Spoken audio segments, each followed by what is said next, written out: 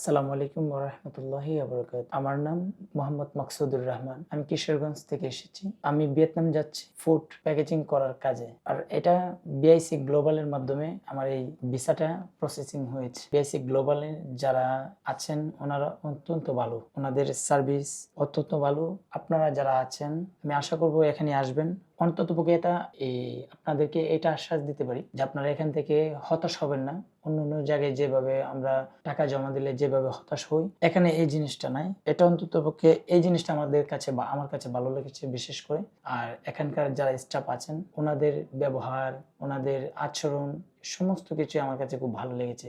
শুকরিয়া আদায় করছি রব্বে কারিমের দরবারে যে এই বিআইসি গ্লোবালের মধ্যে আমাকে একটা আপনার সুযোগ দিয়েছে যে আসার। অন্ততপক্ষে এই বইটা ছিল আমার মধ্যে যে কোথায় দিব যদি টাকা মেরে দেয়, এই বইটা কাজ করছিল। কিন্তু আমার ভাইয়ের মাধ্যমে আমি এখানে আসতে পেরেছি।